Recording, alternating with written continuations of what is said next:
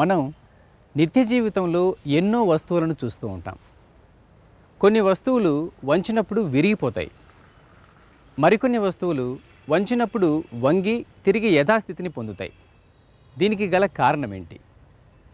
వంచినప్పుడు వంగే తత్వాన్ని ఏమంటాం? ఈ తత్వం వలన మనకు ఏమైనా ఉపయోగాలు ఉన్నాయా? ఇలాంటి ప్రశ్నలకు సమాధానాలు కావాలంటే మీరు ఈ కార్యక్రమాన్ని చూడండి. ప్రతి వస్తువు తనకంటూ ఒక విలక్షణమైనటువంటి గుణాన్ని కలిగి ఉంటుంది.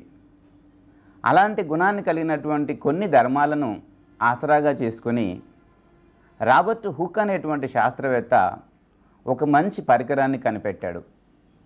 ఆయన కనిపెట్టినటువంటి పరికరం ద్వారా మనం ఏం తెలుసుకుంటున్నాము, నిజానికి మన వాడుక భాషలో ఉండేటువంటి వస్తువుల యొక్క బరువు, ద్రవ్యరాశికి సంబంధించినటువంటి తేడా ఏంటి, ఎలా తయారు చేశాడు ఆ పరికరాన్ని అనేటువంటి విషయాలను ఇప్పుడు మనం నేర్చుకుందాం. మనం వస్తువులకు ఉన్నటువంటి కొన్ని లక్షణాల్లో ఒకటి ఇప్పుడు చూద్దాం. ఇది ఒక స్కేలు, మీ అందరికీ తెలిసినటువంటిది. ఇది ఒకసారి దీన్ని చూడండి. ఇలా వంచి అటు ఇటు అనగలుగుతున్నాను. ఇలా వంచినప్పుడు ఇలాగే ఉండకుండా మళ్ళీ స్ట్రైట్గా అవుతుంది. చూడండి, ఇలా స్ట్రైట్గా అవడానికి గల కారణం అంటే ఈ వస్తువు లోపల, దీని ఆకృతి లోపల కొంత మార్పు తీసుకొచ్చాం. మార్పు తీసుకొచ్చిన తర్వాత మళ్ళీ ఆ వస్తువు యథావిధిగా తన యొక్క ఆకారాన్ని పొందింది. ఇలాంటి ఆకారాన్ని ఇలా యథావిధిగా మార్పుని ఇచ్చిన తర్వాత తన ఆకారాన్ని పొందేటువంటి గుణాన్ని స్థితిస్థాపకత లేదా ఎలాస్టిసిటీ అంటారు.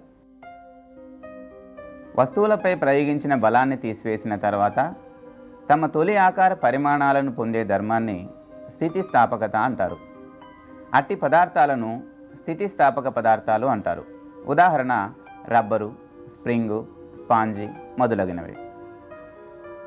వస్తువులపై ప్రయోగించిన బలాన్ని తీసివేసిన తర్వాత తమలో కలిగిన వికృతిని మార్చుకోలేని పదార్థాలను ప్లాస్టిక్ పదార్థాలు అంటారు. ఉదాహరణ మైనం. అలాగే ఇంకొక వస్తువును చూద్దాం. ఇది స్ప్రింగ్. ఈ స్ప్రింగ్ని మనం ఇలా లాగదీసేసి వదిలేస్తే తన యొక్క ఆకారాన్ని మళ్ళీ సంతరించుకుంటుంది. ఇలాంటి స్ప్రింగ్లని మనం మామూలుగా చూస్తాం. ప్రతి వాహనంలో బైక్ కానీ, స్కూటర్ కానీ, కార్ కానీ సస్పెన్షన్స్ కోసం పెడతారు. ఈ స్ప్రింగ్స్ చేసేటువంటి ఒక లక్షణం ద్వారా, ఈ స్ప్రింగ్ యొక్క గుణాన్ని అనుసరించి మనం ఒక పరికరాన్ని తయారు చేసుకున్నాం. అయితే ఈ స్ప్రింగ్కి మనం కొంచెం ఏవైనా బరువులను వేలాడదీసినట్లయితే ఈ విధంగా అవి స్ట్రెచ్ అవ్వడం అంటే సాగడం అనేటువంటి జరుగుతుంది. ఆ బరువును తీసేస్తే మళ్ళీ యథావిధిగా యథాస్థానానికి రావడం అనేటువంటి జరుగుతుంది. అయితే ఈ స్ప్రింగ్ యొక్క లక్షణాన్ని ఆసరాగా చేసుకుని రాబర్ట్ హుక్ అనేటువంటి శాస్త్రవేత్త మొట్టమొదటిసారిగా స్ప్రింగ్ బ్యాలెన్స్ని కనుక్కున్నాడు.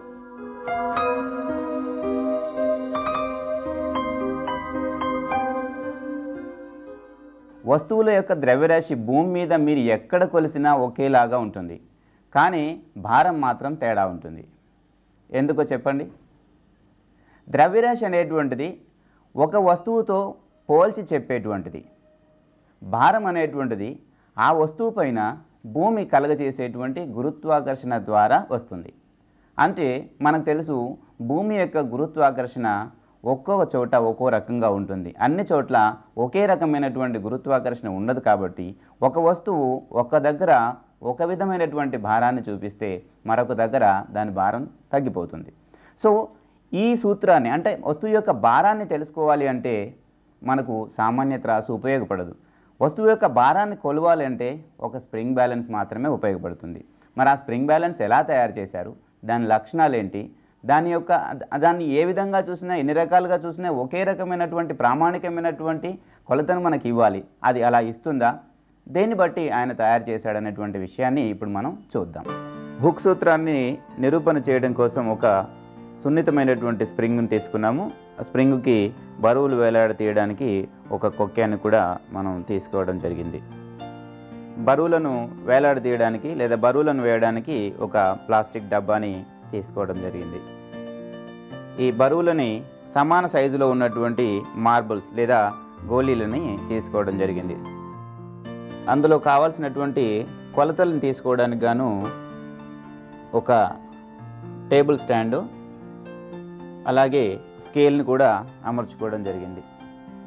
స్ప్రింగ్ బ్యాలెన్స్ని వేలాడదీయడానికి ఒక స్టాండు, అలాగే ఒక స్కేల్ని కూడా తీసుకోవాలి. ఇప్పుడు ఇలా కొక్కెం సహాయంతో స్ప్రింగ్ బ్యాలెన్స్ని వేలాడదీద్దాం. దీనికి మనం బరువులు వేలాడదీయడానికి ఒక అమరికను ఏర్పాటు చేసాం. ఇప్పుడు ఇక్కడ చూపిస్తున్నటువంటి ఈ ముళ్ళు మీకు కనిపిస్తుంది కదా, నల్లని బిందువు దగ్గర ఏకీభవించబడి ఉంది. దీన్ని మనం ఏమంటామంటే పొడవు లేదా లెంత్ L0గా తీసుకుంటాం. ఈ బ్లాక్ పాయింట్ని L0గా తీసుకుంటాం. నెమ్మదిగా వీటిలలో బరువులను వేస్తూ పోదాం. ఇప్పుడు ఇందులో ఒక బరువును వేస్తున్నాను. ఈ స్ప్రింగ్ చూస్తున్నారు కదా, దీనికి మనం బరువులు వేలాడదీయడానికి ఒక అమరికను ఏర్పాటు చేసాం కొక్కాన్ని. అలాగే ఇక్కడ ఒక ముళ్ళను కూడా ఏర్పాటు చేసాం. ఇది ఇక్కడ బ్లాక్ పాయింట్ చూపిస్తుంది, నల్లని మచ్చని. దీన్ని L0గా అనుకుందాము. తర్వాత ఉన్నటువంటి ఇక్కడ 1 2 3 4 5 6 మళ్ళీ చిన్న నంబర్లు కూడా వేసి ఉన్నాయి. వాటితో పాటు ఇక్కడ మీకు ఆకుపచ్చ రంగులో కొన్ని కొలతలు కూడా వేయడం జరిగింది. దానికి ఎదురుగా ఈ నంబర్లు కనిపిస్తున్నాయి. ఇప్పుడు నేను నెమ్మదిగా ఏం చేస్తాను, ఒక్కొక్క బరువుని తీసుకువెళ్ళి ఈ డబ్బాలో వేస్తున్నాను. ఎక్కడ చూపిస్తుంది? 1 దగ్గర. ఒక గోళీ 10 గ్రాముల భారంగా తీసుకున్నట్లయితే 1 దగ్గర చూపిస్తుంది. రెండవ గోళీ వేసాము, 2 దగ్గర చూపిస్తుంది. మూడవ గోళీ వేసాము, 3 దగ్గర చూపిస్తుంది. నాలుగవది వేసాము, 4 దగ్గర చూపిస్తుంది. ఐదవది వేసాము, 5 దగ్గర చూపిస్తుంది. ఆరోది కూడా వేసాము, 6 దగ్గర చూపిస్తుంది. L1 1, తర్వాత 2, 3, 4, 5, 6 అంటే వాటిలో వేసినటువంటి ద్రవ్యరాశులతో పాటు వీటి యొక్క విలువల్ని మనం చూసినట్లయితే ఇక్కడ గీసినటువంటి గీతల ప్రకారంగా మనకు ఆ ముళ్ళు చూపించింది. ఇప్పుడు నేను L2 విలువలు అనగా బరువులను తీసేసేటప్పుడు, అంటే L2 విలువ ఇది 6గా తీసుకుంటాము. అంటే 60 గ్రాములు వేసినప్పుడు చూపించినటువంటిది 6 గ్రాములు. ఇప్పుడు అందులో నుంచి ఒక 10 గ్రాముల భారాన్ని నేను తీసివేస్తున్నాను.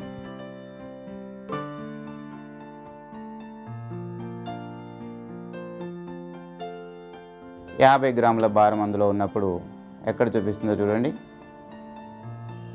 5 దగ్గర చూపిస్తుంది. ఇక్కడ L1 5, L2 5. అంటే L2 అంటే ఏంటిది? పొడవు రెండోసారి తీసుకున్నప్పుడు, అనగా ఈ స్ప్రింగు ఎంతైతే స్ట్రెచ్ అయిందో, ఎంతైతే సాగిందో, ఆ తర్వాత అంటే ఏ బరువు వేస్తే ఎంత సాగిందో ఆ బరువుని తీసేస్తే మళ్ళీ తిరిగి అంతే దగ్గరికి వచ్చింది. అంటే సాగినటువంటి ఆ నిర్మాణం మళ్ళీ దగ్గరికి రావడం జరుగుతుంది. అంటే దీన్ని మనం స్థితిస్థాపకత అని అంటాం. మళ్ళీ ఒక గోళీని తీసేస్తున్నా, అంటే ఎంత చూపిస్తుంది? ఇప్పుడు మనం 40 గ్రాముల భారం వేసినప్పుడు L1 కొలత ఎంతైతే ఉందో మళ్ళీ 20 గ్రాములు అందులో నుంచి తీసేసిన తర్వాత ఉన్న 40 గ్రాముల్లో కూడా మళ్ళీ 4 దగ్గరే చూపిస్తూ ఉంది. అలాగే ఇంకొక భారాన్ని తీసేద్దాం. మొదట L1 ఎంతైతే చూపించిందో L2 కూడా అంతే చూపిస్తూ ఉంది 3 దగ్గర. ఇప్పుడు 30 గ్రాములు ఉన్నప్పుడు, అంటే 3 భారాలను తీసేసాం కాబట్టి మళ్ళీ మూడో దాని దగ్గర చూపిస్తుంది. అంటే స్ట్రెచ్ అయినటువంటిది ఏదైతే భారానికి అది ఎంతైతే సాగిందో అంతే మళ్ళీ దగ్గరికి రావడం జరుగుతూ ఉంది. ఆ స్థితిస్థాపకతని మనం చూస్తూ ఉన్నాం. తర్వాత మిగిలిన ఇంకొక దాన్ని కూడా తీసాము. ఇప్పుడు దీన్ని తీసినప్పుడు మనకు కనిపించేటువంటి విలువను చూసినట్లయితే మరి ఒక 10 గ్రాములు తీసేస్తున్నట్టుగా భావించాలి. ఇప్పుడు కూడా మనకు L1 అప్పుడు ఎంతైతే చూపించిందో 2 దగ్గర చూపిస్తూ ఉంది. ఇప్పుడు కూడా L1 ఇంతకుముందు ఒక గోళీ వేసినప్పుడు చూపించినటువంటి విలువ L2 అనగా ఒకే గోళీ ఉన్నప్పుడు 5 గోళీలను తీసేసిన తర్వాత ఉన్నటువంటి భారం ఎంతైతే ఉందని చూపిస్తుందో అంతనే చూపిస్తుంది. తర్వాత ఇది తీసేస్తే 0, అంటే L0 ఇప్పుడు తిరిగి అంతే చూపిస్తుంది.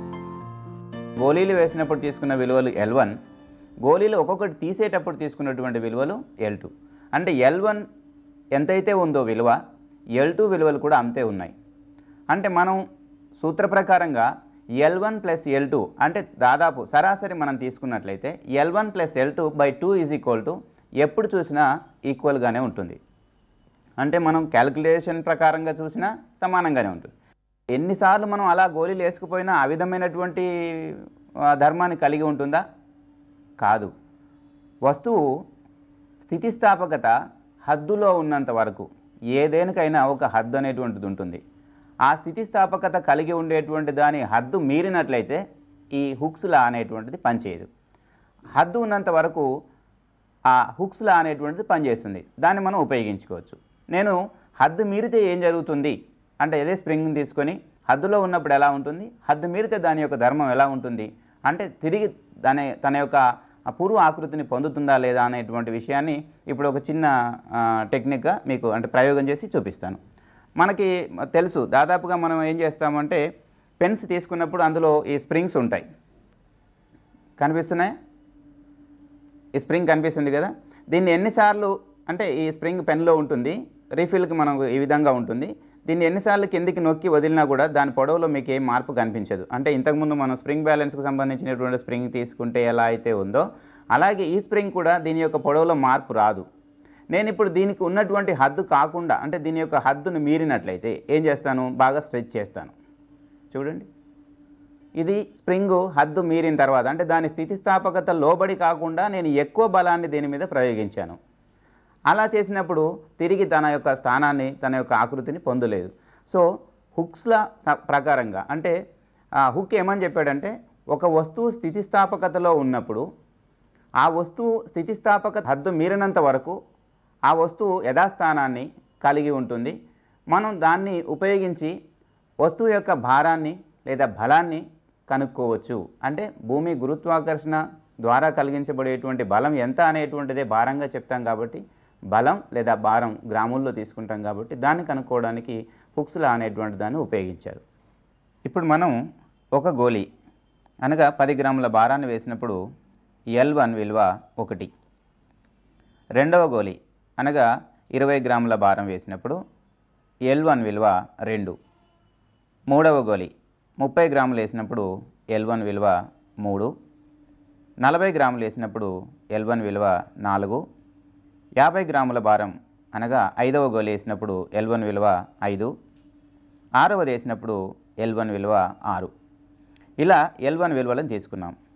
L2 విలువలు కొలవాలనుకున్నప్పుడు బరువులను తొలగిస్తున్నప్పుడు ఉండేటువంటిది అనగా మొదటిసారి L2 విలువ 6 అంటే 6 గోళీలు ఉన్నప్పుడు L2 విలువ 6 అయితే ఒక గోళీని తీసేస్తున్నాం, 5 గోళీలు ఉంటాయి. 5 గోళీలు వేసినప్పుడు L1 విలువ 5, మళ్ళీ తీసినప్పుడు 5 గోళీలు ఉన్నాయి, L2 విలువ 5 అనగా L1 విలువ ఎంత అయితే ఉందో L2 విలువ కూడా దాదాపుగా అంతే వచ్చింది. మళ్ళీ ఇంకొక గోళీ తీసినప్పుడు L2 విలువ 4, ఇంకొకటి తీసినప్పుడు L2 విలువ 3, మరొకటి తీసినప్పుడు L2 విలువ 2, చివరిగా ఉన్న ఒక గోళీని కూడా తీసేసినప్పుడు అనగా 10 గ్రాముల భారాన్ని కూడా తీసేసినప్పుడు 0గా ఉంది. దీన్ని బట్టి మనకు అర్థమైంది ఏంటి, ప్రతిసారి స్ప్రింగ్ సాగుదల లోపల దాని యొక్క స్థితిస్థాపకత హద్దులో ఉంది కాబట్టి పెరుగుదల అంటే సాగుదల మరియు తగ్గుదల సమానంగా ఉన్నట్టుగా గుర్తించవచ్చు. దీన్ని ఒక ప్రిన్సిపల్ ప్రకారం తీసుకుంటాం మనం. సగటు రీడింగ్ తీసుకునేటప్పుడు L ఈజ్ ఈక్వల్ టు అంటే ఆ స్ప్రింగ్లో వచ్చేటువంటి ఆ సాగుదల is equal to L is equal L1 plus L2 by 2. ఇప్పుడు L1 విలువ మొదటిసారి 1 ఉంది, అలాగే L2 విలువ కూడా 1 ఉంది. కాబట్టి L1 plus L2 by 2 is equal 1 plus 1 by 2 is equal 1 అనగా L ఈజ్ ఈక్వల్ టు 1. రెండవసారి L1 విలువ రెండవ గోల్ వేసినప్పుడు దాని విలువ 2 ఉంది, అలాగే L2 విలువ కూడా అప్పుడు 2 ఉంది. కాబట్టి 2 plus 2 by 2 is equal to 2 అంటే L విలువ ఇప్పుడు 2. మూడవసారి 3 plus 3 by 2 is equal to 3. నాలుగవసారి 4 plus 4 by 2 is equal to 4. ఐదవసారి 5 plus 5 by 2 is equal to 5. ఆరవసారి 6 plus 6 by 2 is equal to 6. ఇలా ఎల్ విలువల్ని మనం తీసుకున్నాం. స్ప్రింగ్ సాగుదల మనం చెప్పుకున్నట్టుగా ప్రిన్సిపల్ ప్రకారంగా చూసినట్లయితే సాగుదల విలువ ఎల్ మైనస్ L0. L0 0. మొదటిసారి L1 విలువ అనగా L విలువ మనకి 1, L0 0 కాబట్టి 1 మైనస్ 0 ఈజ్ ఈక్వల్ టు 1. రెండవసారి L విలువ 2, L0 0 కాబట్టి 2 మైనస్ 0 ఈజ్ ఈక్వల్ టు 2.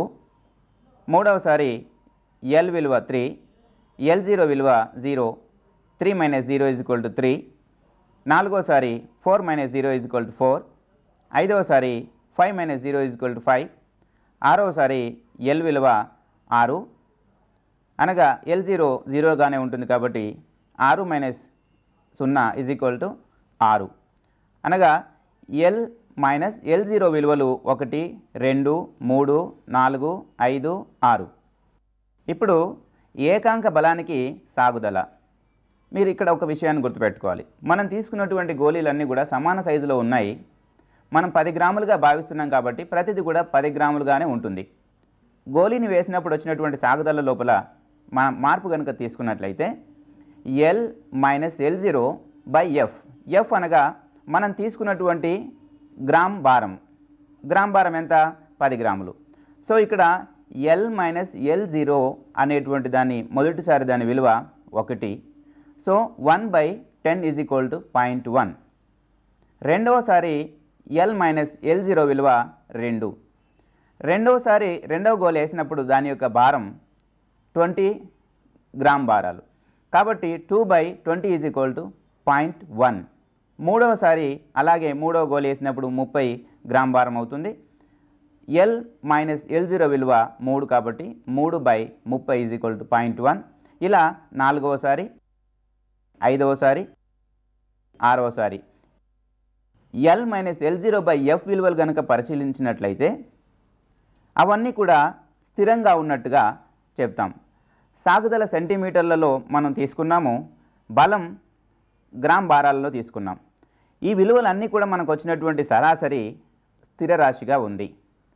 అంటే మనం ఉపయోగించేటువంటి బలానికి స్ప్రింగ్ సాగుదల అనేటువంటిది అనులోమానుపాతంలో ఉంది.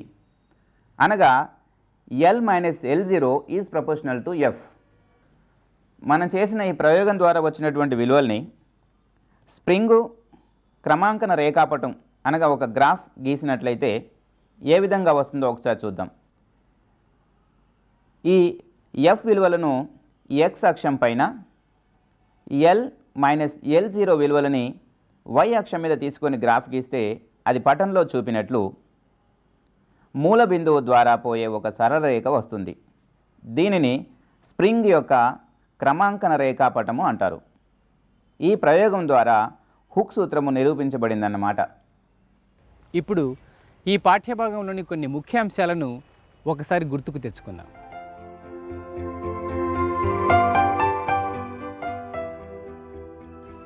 వస్తువులపై ప్రయోగించిన బలాన్ని తీసివేసిన తరువాత తమ తొలి ఆకార పరిమాణాలను పొందే ధర్మాన్ని స్థితిస్థాపకత అంటారు. స్ప్రింగ్ త్రాసు పనిచేసే సూత్రాన్ని రాబర్ట్ హుక్ కనుగొన్నాడు కనుక దీన్ని హుక్ సూత్రము అంటారు.